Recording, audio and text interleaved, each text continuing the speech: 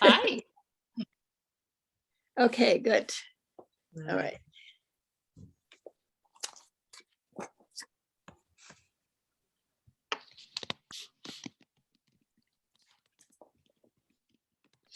You know, I had trouble printing the agenda, Stephanie. I know, and so did I just now, and so did Maria. It won't even open up the agenda, and yet when I sent the test emails to myself, it worked perfectly, as it always ought to have. And Yes.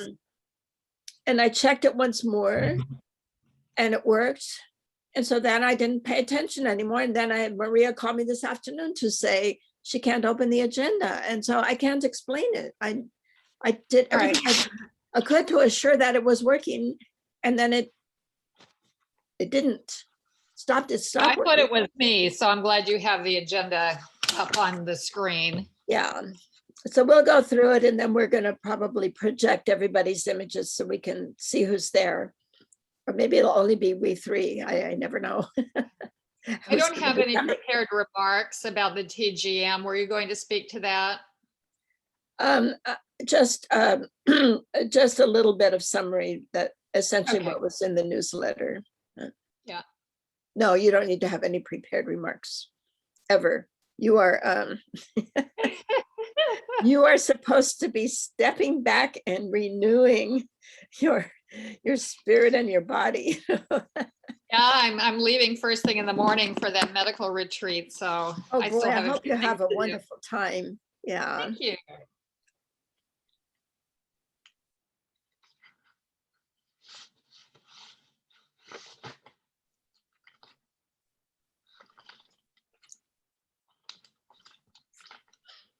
You know, I forgot to tell you that George Lazovoy retired in April, and there is a new Parks and Rec project manager.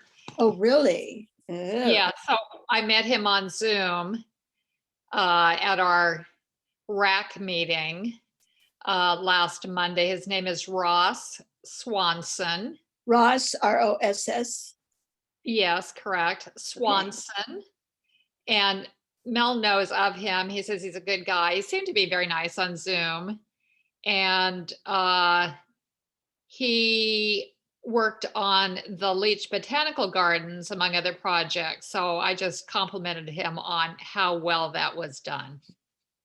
Oh, really? Leach. Have you gone up to Leach? I have. I actually got a tour by the landscape architect who did the design. So that was very nice. Okay. So, yeah, I should run up if I get a chance. I'd like to see it. Okay. So if we get a chance, maybe we should go together. I can give you the inside scoop. Oh, I'd love that. Okay, swell. Okay. Well, you know, Maria, are you there? Maria. Yes, sorry, I'm here. Oh, okay. Yeah. I have this feeling that because of the glitch with the agenda, we're not going to, it's almost 5 after now. Mm-hmm. It's just we three. 4. Or Kim's here. I'm sorry, who's there? Kim? Kim, hi. Hi, Oh, everybody. Kim DeLeo. Hi, Kim. Oh, wonderful. Okay, so we are 4 then. All right. Well, all right. Almost a handful. Okay, well, wait one more moment. And okay, we'll start at 5 after, okay? Maria? Yeah. Okay.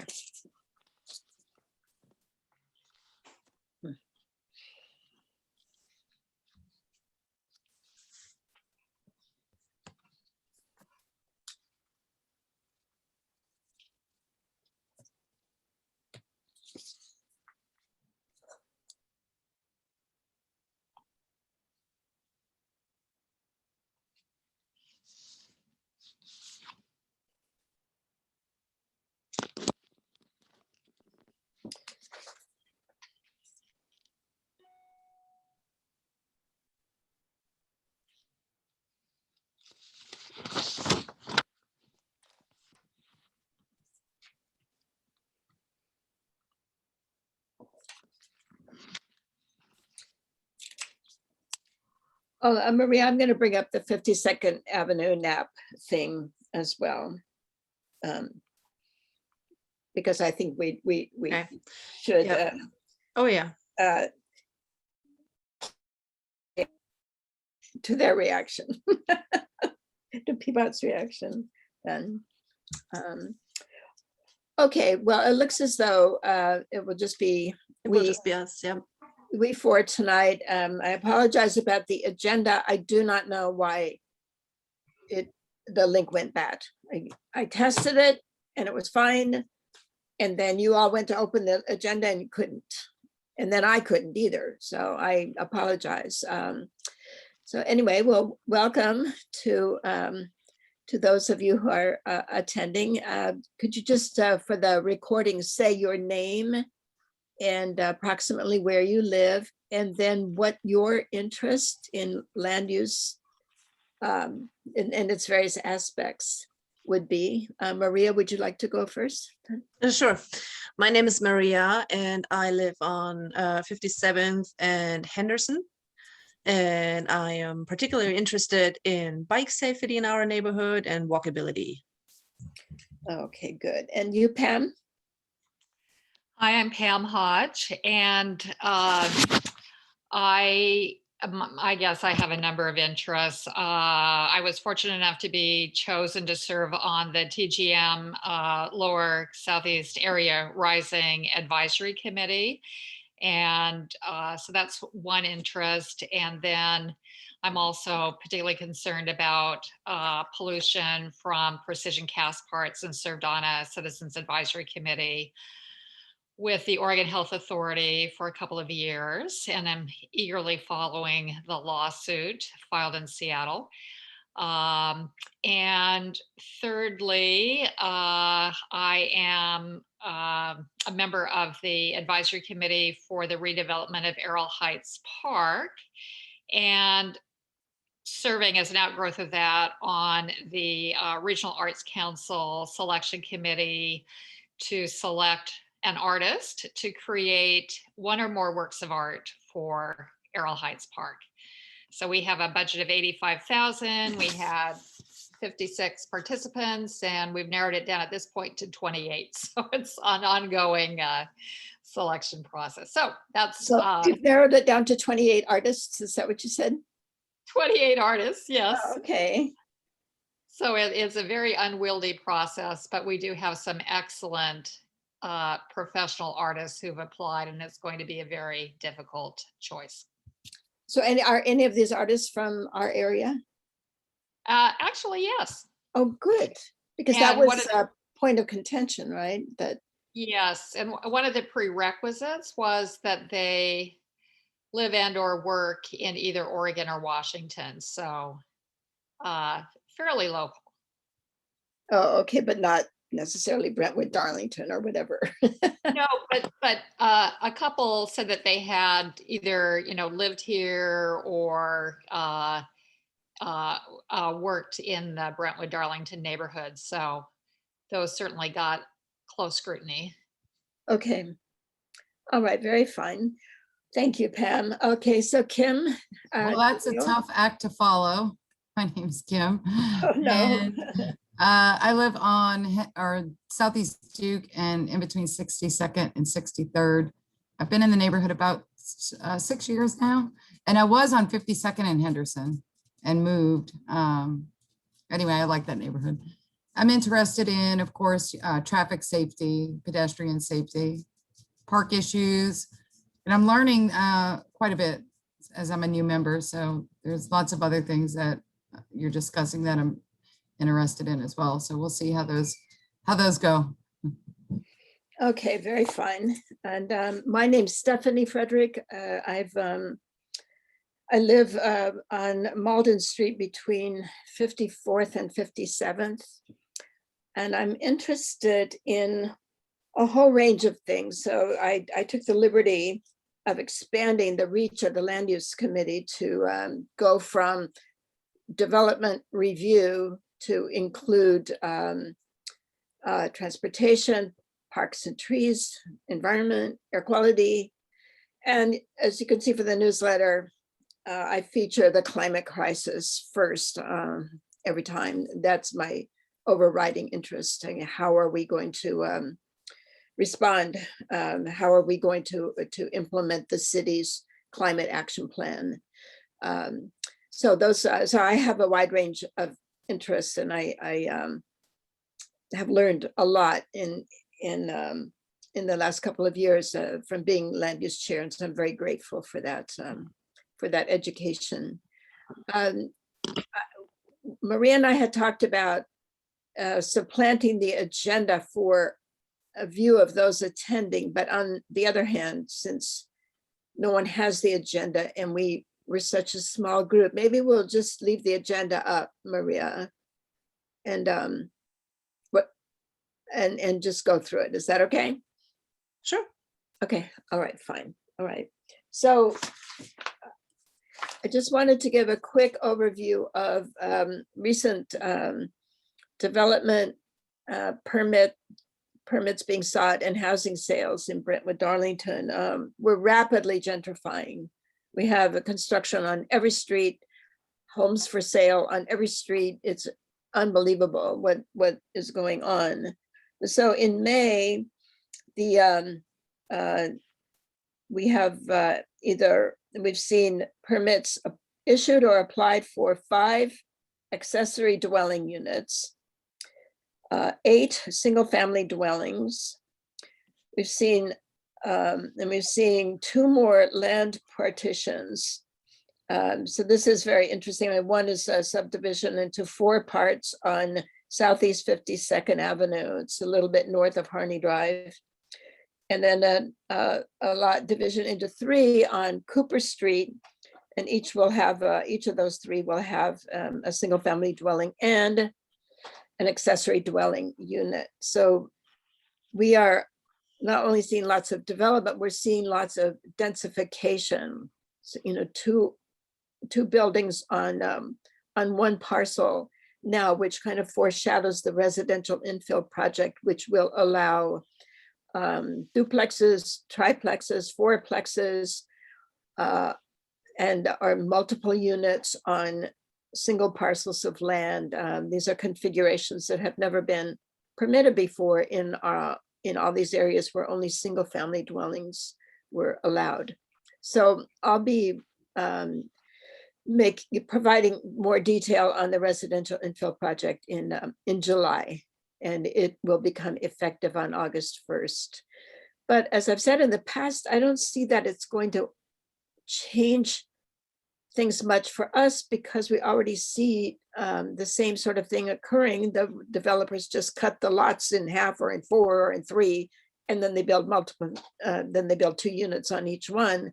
And that's just equivalent to the residential infill, which allows multiple units on a single lot. So I think it'll be interesting. I mean, well, we'll talk about it in July. We may see some big effects, but I think it's going to be less than we thought, less of a difference, because we're already seeing the same effects. So then the next thing I wanted to talk about, well, let me just go into the homes for sale and sold. In May, 31 homes were sold in Brentwood, Darlington. And so that's a very high number. We're just seeing rapid turnover in housing ownership. 27 homes are for sale right now. Of the homes that were sold, 1 was sold for $443 and the other one for $50,000. And these stand out as unusual prices, given that the range is usually, $300,000 to $800,000. So I asked Derek Covey if he could find out what those meant, but he couldn't. But I think it might have been sale of within a family, perhaps a mother to a daughter, or a cousin to another cousin, or whatever, for just token amounts of money. Anyway, Then on the TGM. So Kim, you may not be that familiar with the TGM planning effort, but a couple of years ago, the city applied for, is it that long ago? Maybe so. The city applied for a big grant from the state of Oregon for planning and transportation. Well, it's called a Transportation Growth Management Grant. And we worked hard to get letters of support from the businesses we have, and we did a little bit of petitioning from residents and so on. And so we were able to bolster the city's proposal, and indeed the city was granted this this money. And this was a big triumph for the person proposing it, who tried to get the grant, because she has been a champion of our area for many years, and it's never been able to get the plan adopted by the city that either formulated or adopted. But now it looks as though it's going to happen, and we will have something in place that guarantees us some funding distribution in the years to come that will, we hope, improve livability here. So the three areas of effort are to explore potential land use changes, to provide more neighborhood, commercial, and housing opportunities. That's one. Second is to link affordable housing, economic development, and business stabilization opportunities. And three, to conduct a thorough inventory of community needs for walking, biking, and public transportation in the area. So on the public transportation side, we're very lucky to have the a consulting firm called Jarrett Walker and Associates, and they're very good. And we're hoping to have them, and we do. We're hoping that we'll be able to do some rezoning that will bring us some more commercial enterprises. We don't have much in the way of businesses and services here in Brentwood, Darlington. And so we're hoping that along 52nd and 72nd near Flavel, that we will perhaps be able to have a couple of commercial corridors, which we don't have right now. And the TGM planning effort, or Lower Southeast Rising, a name I don't like, so I like to say TGM planning effort. This was launched on May 22nd of this year with a kickoff meeting of a project advisory committee that will be receiving information from the project managers and the staff who are carrying out the planning effort. They'll be the PAC, Project Advisory Committee, will be reacting to ideas and thoughts and sharing their own ideas and thoughts with the planners. It'll be a kind of a two-way thing, and we have some wonderful people on this this committee, and Pam is one of them. Oh, good. Thank you, Pam, for being willing to do this. So my guess is that they responded to people that sent in their applications to be on the panel or the committee. Oh, yeah. Okay. Yes. Did you apply, Kim? I was going to, and then, got super busy. I don't know if they're still taking applications, but I remembered you mentioned that a couple of people had applied and they hadn't heard back. Oh, everybody's heard now. And, Okay. and in fact, an initial kickoff meeting has been held of the committee. So Pam is a member. There are about 20 or maybe 18 people on it. Anna Vixel, who's the chair of the Woodstock Neighborhood Association, is on it. Nick Sovey, who's the executive director of Rose Community Development, is also on it. And Ryan Ernst, who's a cycling enthusiast and resident who lives at 57th and Flavel Drive, is also on it. I'm happy to see. And then Pam pointed out to me that one of the members, Vivian Schung, is starting it's essentially a urban design business, I guess I would call it. And she, you should look her up. It's SCHOUNG, Vivian. She's got some beautiful, she's very artistic. She has some beautiful design elements up on her website. So I think that's lovely to have her in there. Nancy Chapin is on the committee. She is the head of the 82nd Avenue Business Association. So the others I don't know, but just from the ones I've named, it looks like we have a wonderful range of experience and minds and talents. And so I'm excited about that. You know, unfortunately, it's about, the kickoff meeting, I think, was scheduled for March. It didn't happen until the end of May, but it was just very hard to pull that together. And at least we're underway now. Stephanie, would you like me to add any other comments about committee members and the makeup of the committee? I took some notes during the kickoff meeting. If you don't mind. Yeah, just sort of a brief overview. There are 18 members of the committee, and thanks for listing the names in the newsletter. 10 women, 8 men, and I would just say from my casual visual inspection on Zoom, at least 3 BIPOC members. So there is some diversity, at least, on the committee. I know that was something that the project manager was really looking for.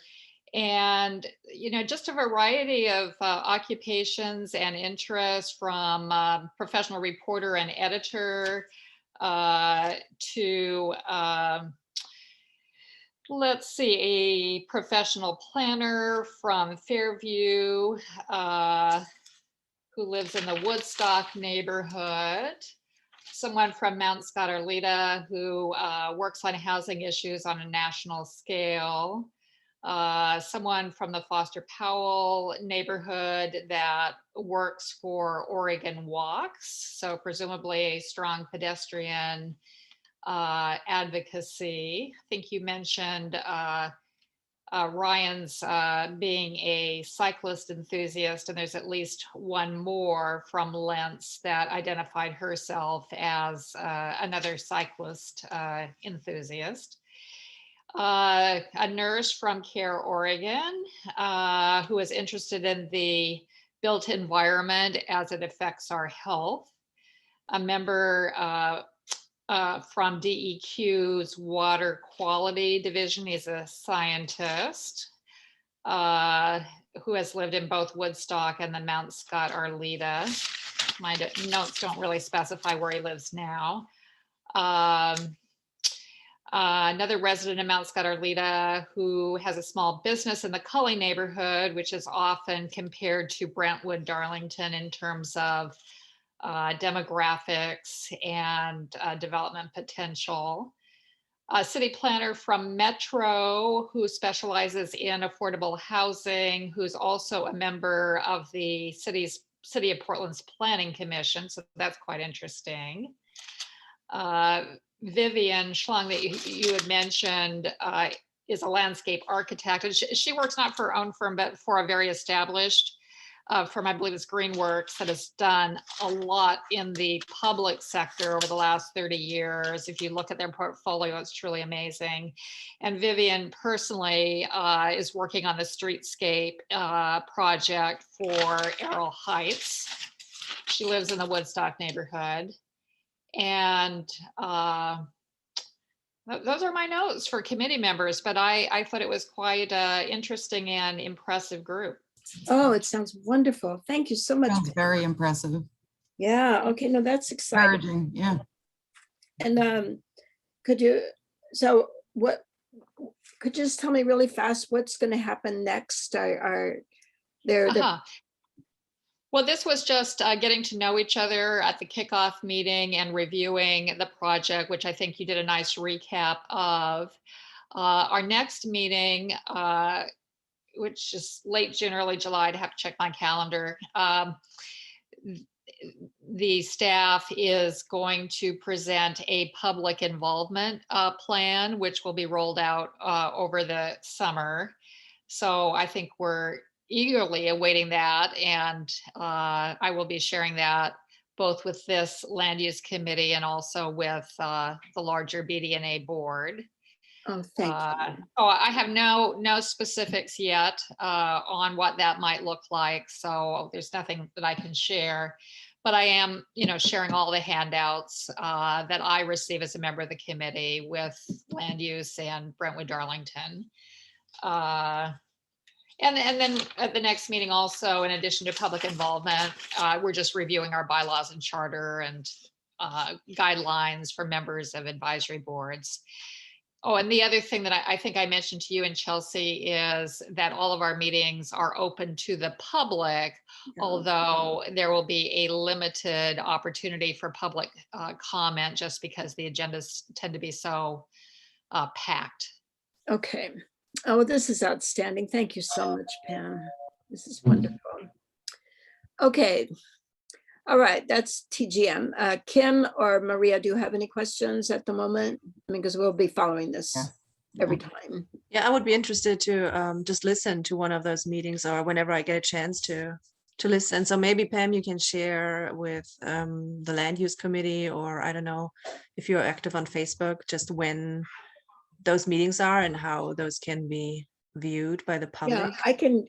Yeah, I think in the newsletter we have the website of the project, and then at that website, Oh, yeah, from the listed website. that Okay. they have the minutes of old meetings, and they have The Zoom dates links and all that. everything. Yeah. Okay. Awesome. So just take a look at the newsletter, and if you don't see it, then I'll send it to you. Or okay. All right. So quickly, we'll go on to a couple of transportation points. First of all, an agreement has finally been worked out between the city of Portland and the state of Oregon's Transportation Department, ODOT, about transferring 82nd Avenue, just within the boundaries of Portland, to the city. So the big sticking point has been that the city did not want to be given a street that had been so poorly maintained over the decades that you can hardly drive on it, and that kills people regularly. And felt, the city felt it was a very unfair burden to put, to be asked to take on this neglected highway. So it looks like the legislature stepped in and came up with $80 million to put towards the project. ODOT will pay $70 million and PBOT will pay $35 million to bring the street up to city standards. So we'll start seeing crosswalks and signals and repaving, and it should become a much safer street to cross. I can't see much bicycling happening on that street, but in any case, this is just a landmark moment, because this has been in the works for decades, and finally it's going to happen. So it's the article says, when the state funding is in place, PBOT and ODOT have pledged to execute an agreement to transfer the roadway by January 2022. So that's coming right up. So I'm very excited about this. And I'm glad to see something positive happening. The TGM is very positive too. The other transportation matter that is not on the agenda, but I just wanted to bring up, has to do with this intersection at Southeast 52nd and Knapp Doglegs, where it meets 52nd, and the Safe Routes to School people raced in and built a pedestrian island in that area, somewhat north of the more northerly dogleg of Knapp. And it has a big opening through it, big enough for wheelchairs and certainly for bicycles. And then PBOT equipped Knapp Street with all these slow street signs and barriers and paraphernalia to encourage people to cycle on the street. And so people began cycling on the street and using it to go to school at Lewis or Lane from the other direction.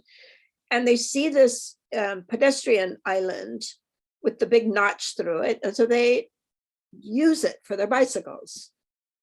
And it makes perfect sense. And the problem is that if you're coming eastbound on Knapp, and then you choose to use this pedestrian island and you get across 52nd, and then you want to continue on Knapp, you have to ride against the traffic with no protection from the oncoming cars until you get to the street. And then of course you're not on the right side of the street. So you have to cross Knapp so you can get over on the correct side to be. And so we are very unhappy with this and felt that it was potentially dangerous. And we just wanted the PBOT to do a couple of things, put some wands along the outside of the bicycle lane where you're riding against the traffic, and remove the parking signs and make it impossible to park right in that little area. And then that would give the cyclists who are cycling against the traffic a lot of room to be away from the cars, and there would be some separation. But we got a notice from PBOT saying, well, we sent this to the traffic engineers and they don't see any problem, and blah, blah, we went out there and we looked at this and it was just fine. And it wasn't dangerous at all, which of course I don't agree with. And so essentially we got a little brush off. They're not going to do anything. And those were simple remedies that it cost almost nothing to remove a sign and install some ones. And they wouldn't even do that. And they just kind of gave us, said, we're going to be planning all of the transportation needs and through the TGM process. And but anyway, it was kind of annoying. It was kind of there was a little bit of contempt in the email from Senior Planner Zeph Wagner. But all right, we tried and we failed, and there isn't anything we can do now. It's over with. And but I'm just disappointed that they wouldn't even do these, these very simple things that would Zeph was just angry in the beginning that cyclists were using the pedestrian island. And he said, it's not even a greenway. And I said, yeah, but you've invited people to cycle on Knapp by turning into a slow street. Of course they're going to use the crossing there. They see it. They think they're supposed to use it. And so anyway, there's nothing we can do about it now except grumble and be irritated and let go of it. If somebody gets hurt, at least we are not in trouble. It will be PBOT that is the liable party, but we don't want anyone to get hurt. So, all right, let's go into parks and trees. This Saturday and then on the 19th, we're going to distribute big plastic buckets with holes in them to residents to use to water trees. And I guess the idea behind it, even though people could use hoses, is to make a big, colorful deal out of it and help people understand how much water trees need, and that we're feeling the effects of the climate crisis already, and so on. But Maria, I don't like the plastic either, and I'm really sorry that the buckets are plastic, and maybe by next year we can find some other way to. I finally had an idea, but it was way too late. I thought about it so long, like what could we do instead of buying those plastic buckets, those yellow glass bottle things that we all have at our house for free, accessible to everybody who lives, they have holes in them. Oh, they could probably be used, but it doesn't matter. Okay, well, but that that's idea not a came bad too late. idea. That's an interesting idea. And okay, well, we can't do Maybe anything. something, maybe not something to try again for next year or something, where we could, instead of Right. buying those buckets, or maybe could use the buckets we already have. Right, I mean, glass we bottle ones. expect people to hold on to their buckets and use them for the Right. rest of their lives, we hope. Okay. Anyway, Okay, know. that's the plan. so anyway, I'm sorry, but I'm glad of the idea of holding an event that calls people's attention to the climate crisis. Mhm. So that's the good side of it, but the production of plastic worldwide is contributed to the climate crisis. So it's there's a contradictory message buried there that probably none of the residents who pick up a bucket will notice, but we are aware of it. So anyway, it's going to be from 10 to noon at the community center. And two residents, Kim Hill and Laura Lee Cole, will be presiding over this bucket distribution. Chelsea will be there. I'm going to be there too, and take photographs, and I have some traffic cones that I can bring over and loan. All right, so any commentary about Circuit Week from anybody besides Maria? Because you already commented. No. Okay, let's go on to Hazeltine Park. I take my dog there frequently because it's close to me. And I'm just very discouraged by the vandalism. There are people there cutting up, they're prying off splinters from the tables to use to make fires with, and they've really damaged the tables, one of the tables. And then somebody spray painted all kinds of graffiti on the tops of the 3 tables. Parks painted it over, and then somebody painted graffiti again on one of the tables. There have been people living in the park, and apparently there are some other problems there, which caused the Parks Department to install a porta potty at just outside the fence at Hazeltine Park. So I'm just very sad to see this beautiful little jewel of a park being used as a public toilet and a source of firewood and living arrangement, and it's just trash is dumped there, and so it's just very, very discouraging. Anyway, the Parks Levy funding starts becoming available July 1st, so maybe parks will be able to do more oversight of the parks and urge people who are trying to camp in the parks to move on, because they are not supposed to camp in our parks. And we'll see what happens. As far as environment and air quality, I have been writing up in the newsletter about the Community Energy Project, which is this fabulous local nonprofit that tries to help low-income residents of Portland lower their energy bills, and they use a variety of means. Some people who live in their homes can get free home energy efficiency assessments. People who live in apartment buildings can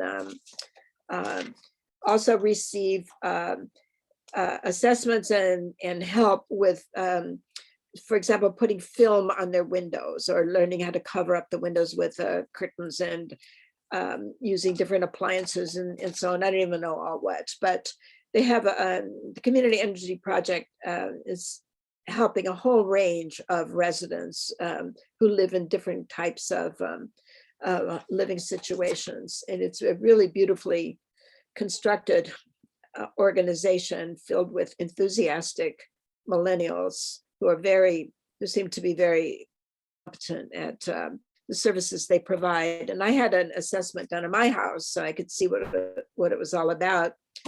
And had a young woman show up who went around tapping on the walls and examining inside the walls and looking at the appliances and checking the attic and all kinds of things, and then assessing my house at a 6 out of 10, where 10 is ideal, 6 is not that great. And so she gave me some recommendations for what I can do to bring the energy efficiency of my house up. they don't assess how the homeowner uses energy. They just look at the kind of appliances that are there, whether there's insulation, whether the attic is sealed, whether there's adequate insulation on the floor of the attic and that kind of thing. And so it's very helpful. And so I'm going to get insulation blown into the walls of my house. And I'm going to replace the furnace with the heat pump and the electric water heater with a heat pump. So that's going to be my goal for the next year or two. So I highly recommend looking into the community energy project. They also make it possible, if you don't have a roof to put solar on, you can buy shares of solar installations that are located elsewhere, maybe out in the desert or on farms and whatever. And so you can still be supporting the production of electricity through solar, even if it's not from your own roof. So if you're a low income person and you buy shares in distant solar production fields, you will receive credits that lower your electricity bill. So again, this community energy project is very focused on helping low income people save money and participate in modern technology to the extent possible. So it's really wonderful, wonderful organization. So if you want to look it up, it's just type in community energy project and you'll come right to it.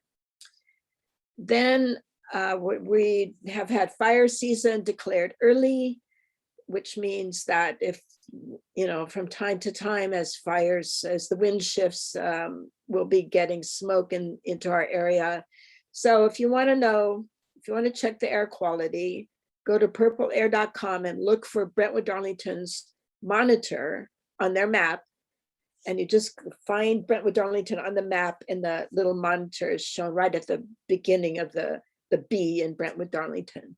And it will tell you, it's continuously reporting, and it will tell you how much fine particulate matter is in the air here in Brentwood Darlington. So that's going to be useful, I think, as the summer advances. Okay, so that's the air quality. Now that I have taken care of my various little medical diversions and I'm resuming work on various things, one of them is that I'm trying to prepare, or I am preparing, a resource list for people who are struggling with nearby neighbors who constitute a nuisance. And so the resource list describes a city code that deals with these nuisance properties, and then provides and it shows, the code shows that the only people who can shut down these places are the police. But right now, the police are so busy with other things that nuisance properties are way down their list, unfortunately. But we're also providing up-to-date websites and telephone numbers for people to call if they need an abandoned vehicle towed away, if they see drug trafficking at the house, if there are obscene amounts of trash being generated at the house, and so on. The whole list of behaviors that you can respond to and kind of nibble away at the nuisance, even though you can't shut it down. We wanted to give all the resources we could while giving people a very realistic understanding of how limited the city code is, and I just didn't want them to get their expectations up. But unfortunately, we have one person who's selling his house and moving because he can't stand dealing with this property right across the street from him anymore. So I'm very sad to see this happening. And so we're trying to find out whether the incidence of nuisance properties is increasing in Brentwood Darlington.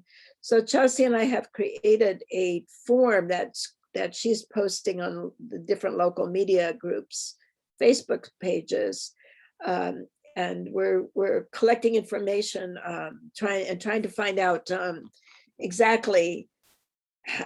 We're trying to find out where approximately these different nuisance houses are located and what kind of behaviors are associated with them and what residents have tried to do to abate the nuisance and whether they've gotten any help. So we're hoping to see some data coming in pretty soon. Both Chelsea and I have the sense that there are more nuisance houses around right now than there were 6 months ago, but we don't really know. So that is why we are doing a survey and putting that out into the community. This is exciting for the reason that it is in effect a needs assessment, and it is something. It's just one question at this point, but the neighborhood associations used to routinely conduct needs assessments of their areas and submit that information through the coalitions to the city. And I want to see that function restored. So once we see the results of our survey here, I would like to be able to use it as an example to the new management at Civic Life. Look, this is something that neighborhood associations all over the city can be doing for different kinds of needs, different kinds of problems. And so we'll see. So we want to help residents with the nuisance houses, but we also want to inject some purpose into the neighborhood associations, some usefulness, because we've been kind of stripped of purposefulness, of purpose, I should say, over time. How are we getting the survey out?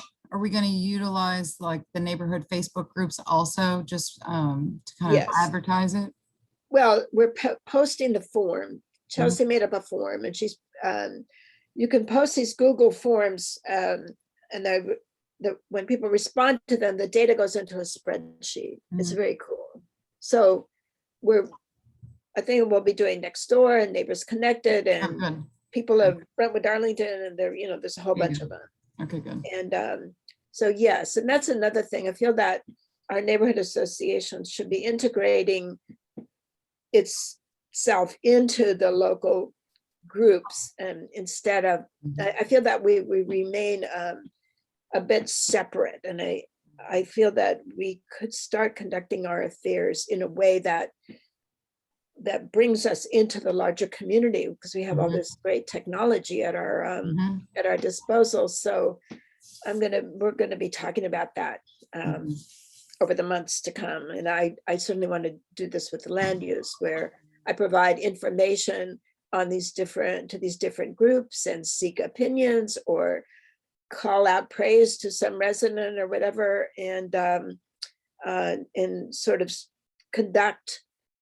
not conduct business, but provide information and be useful to the community at large in a way that we're not at this time.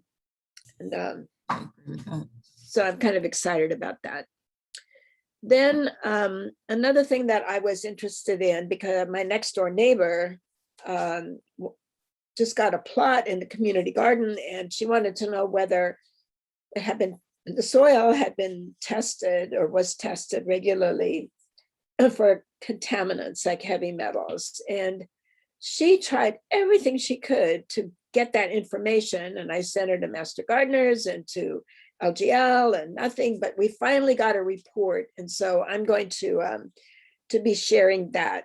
The thing is, I don't understand the report, so I need to have a PhD in chemistry, but I'm going to figure it out and find someone who can explain it to me. But from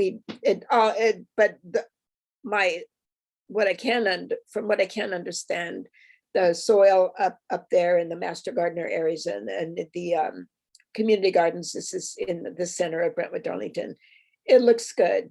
It doesn't seem to have a lot of contaminants, a little bit of arsenic, but not exceeding allowable threshold. So, but anyway, I will be making this available to people. And if you know of any chemists, go ahead. Oh, I'm sorry. when I was serving on the Oregon Health Authority Task Force, so this was like 2017, maybe 2018, there was a special community testing service one time offered by the Oregon Health Authority, and a number of people in the neighborhood got their soil tested because that was when the environmental health assessment of the precision cast parts plume was going on. And most were deemed okay, but that's some historical information. I believe the LGL garden plot was tested at that time. My personal garden was higher in arsenic and I think some other noxious chemicals. And I was not able to determine whether the source of that contamination was precision cast parts or from some other contaminated source like the boards that were used to build the raised beds in the 60s. So, Oh, interesting. Oh, thank you for that. And yeah, no, I didn't know about that. That HOA, the special testing service and so on. Thank you, Pam. Then to go on to the Brentwood Darlington Community Center, I've been talking with the new executive director of BDCC, who's interested in working with us to have a kind of partnership to open up the community center a bit. He would like our support with as far as gaining funds for maintenance. He says he doesn't want money from us, but any support we can give would be great. So I shared with him Pam's suggestion that through the TGM planning process, the neighborhood associations of Mount Scott Arleta and Woodstock and Brentwood Darlington all let's say advocate for maintaining their valuable buildings that are so valuable to the community for the programs that they offer, and the meeting, a sort of central point in each neighborhood that's recognized and high visibility and gives identity to the neighborhood. So he liked that idea very much, and I said that I would be the person on the BDNA board who does work with the others to advocate for our community centers, and hopefully we can get something written into the final plan that recognizes the need for maintenance dollars to flow through. I don't know, we'll see what we can do.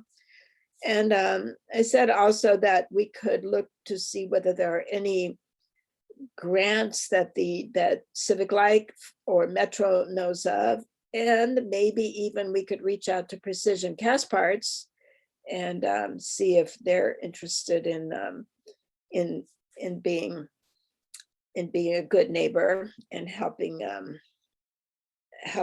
those community centers that are under their plume, which is ours and Woodstock's. And so he liked those ideas, but he said, he doesn't expect an amount from us. I'm going to talk with him tomorrow afternoon by phone, and I would like to get a better idea of what he is envisioning as far as a partnership, working with us, what responsibilities we might have, or is it just an agreement to be supportive and to do what we can to help keep the building in good shape and maintained and so on. So I should have a better idea tomorrow afternoon after talking with him.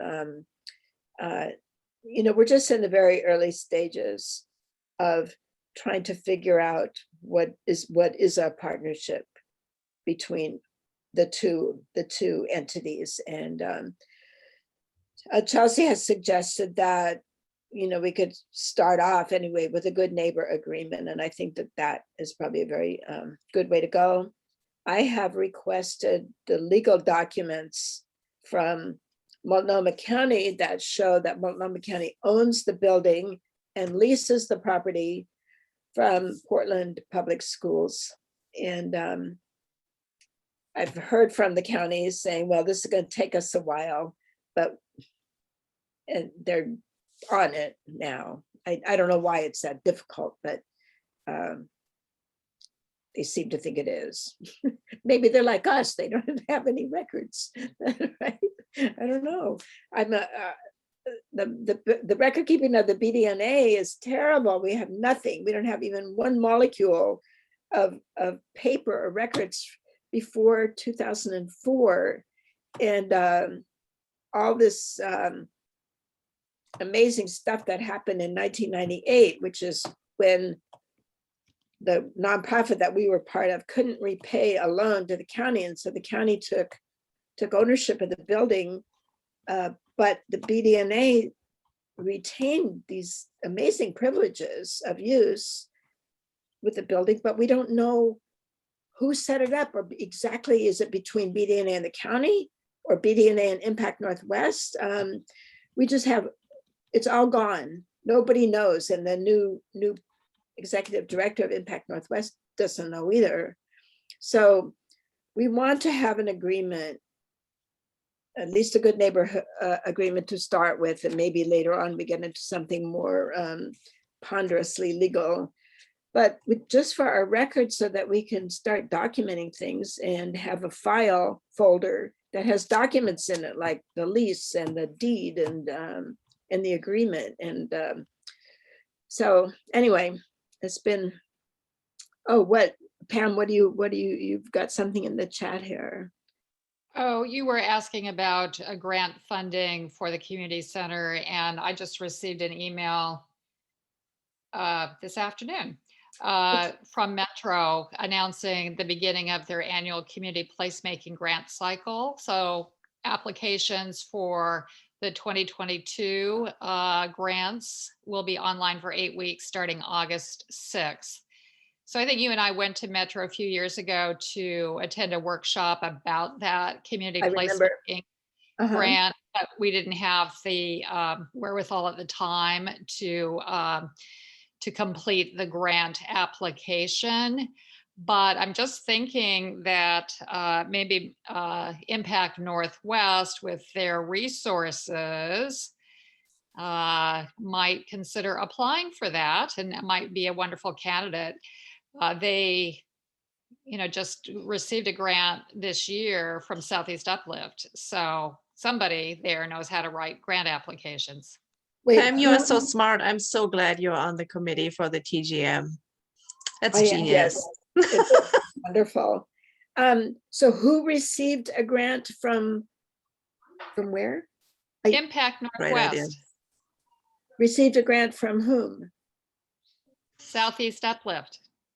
You're kidding. No. Okay. Okay, that's very interesting. Good idea. Right. I wonder what that was for. Do you remember? Or I can find out though. I'm sorry, I can't remember.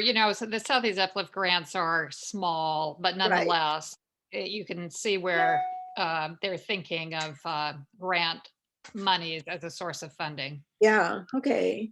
Yeah, okay, thank you. I was surprised they didn't ask for BDNA's endorsement of their grant application, because I didn't even know about it until I saw the Southeast Uplift newsletter recently announcing the awards. The my conversations with Andy Nelson have come up kind of accidentally. I mean, we were in the land use committee a few months ago, we were talking about trying to create some sort of place in the community where residents could gather, and it would just be a center where people would run into one another, and little businesses, and maybe some affordable housing upstairs and so on. But then I'm trying to remember, with the subject of the community center came up, and so Chelsea put me in touch with Andy Nelson, but I think it was because of this these discussions we were having with the land use committee that we finally connected with him. So otherwise we probably never would have. So that may explain why there was never, they never asked our endorsement, because they didn't feel connected to us. Impact Northwest. Well, okay. Well, all right. I mean, he's very interested in developing a good working partnership with us, and I'm going to get more information from him tomorrow about what he pictures.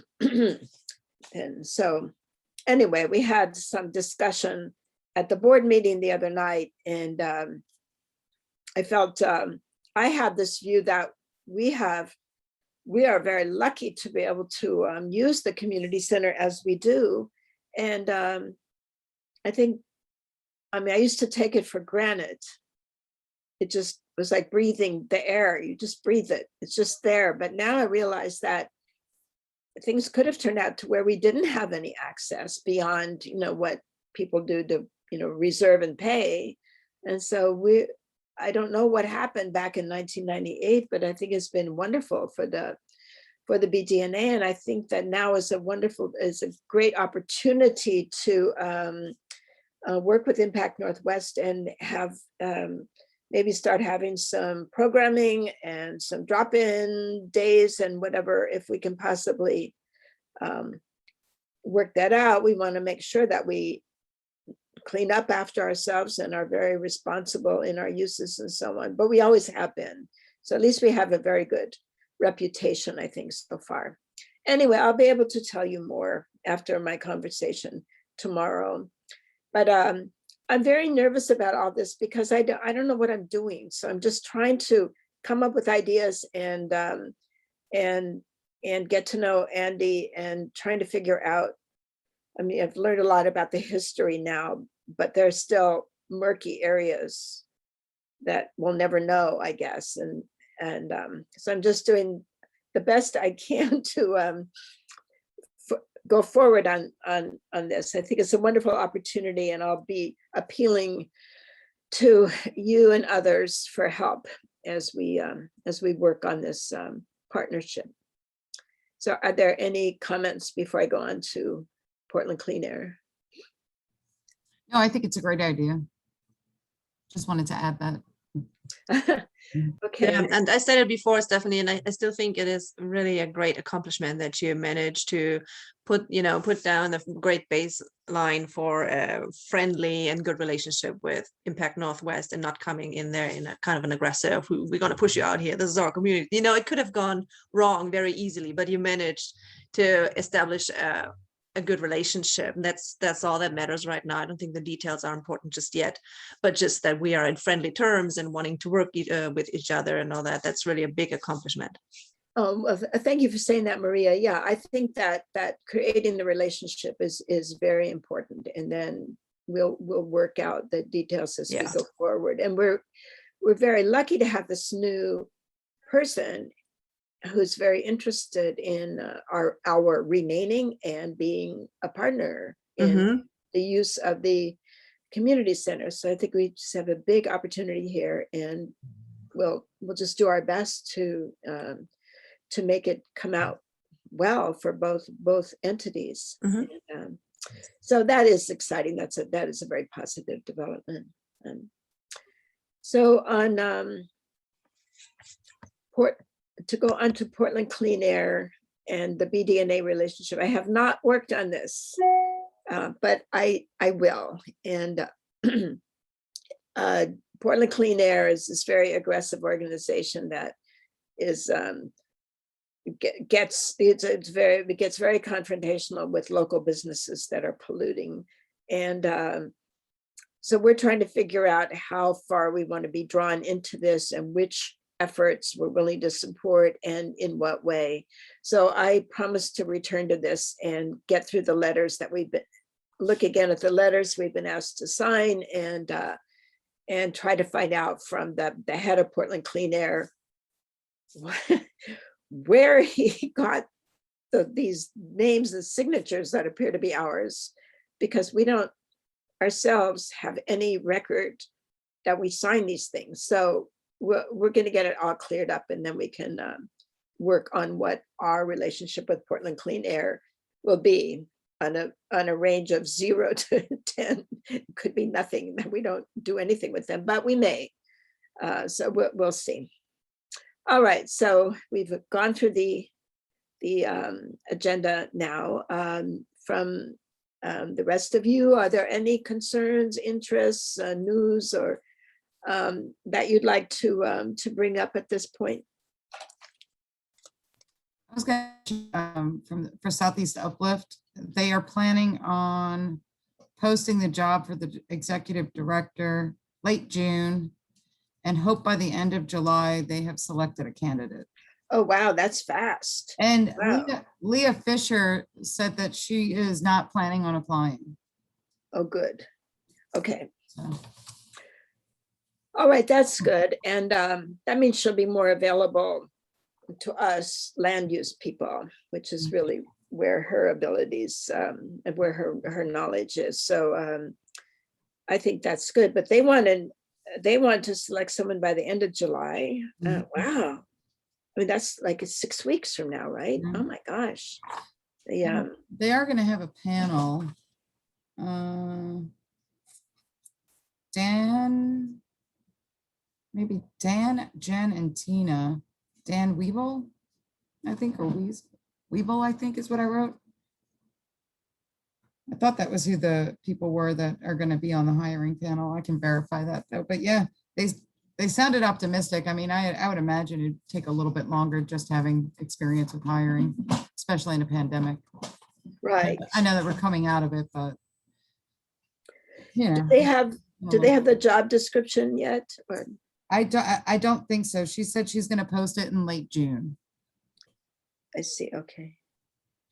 and that they were able to add $5,000 from their budget because 5% of their budget was not taken away. So that allowed them to add $5,000 to the salary to bring it to, I think, the 75, 80,000 range to try to be a little bit more competitive. So we'll see who applies. Yeah, we'll see who applies. Yeah. Mhm.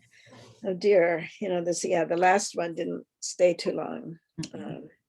He's gone. So, okay, well, thank you very much for that, Kim. Sure. And so Pam, do you want to talk about your vision for Lane Middle School and the BDCC? That was after too much wine, Stephanie. I don't think it bears repeating. Yeah, no, I'm just teasing you. Yeah, it's fine. But I could add a comment about the art selection for Errol Heights Park. Oh, please. I mentioned just before this meeting officially began that the Parks and Recreation project manager, George Lazavoy, retired in April, apparently, and I just learned that at our RAC meeting on Monday.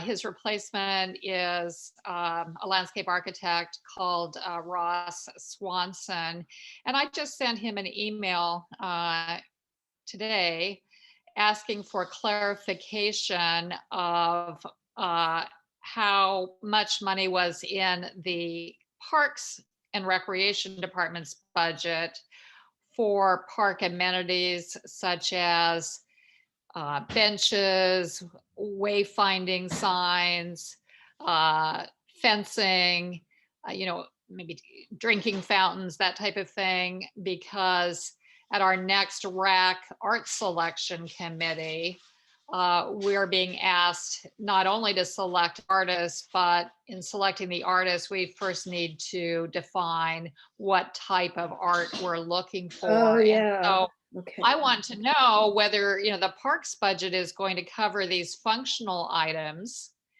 And if so, at what quality level?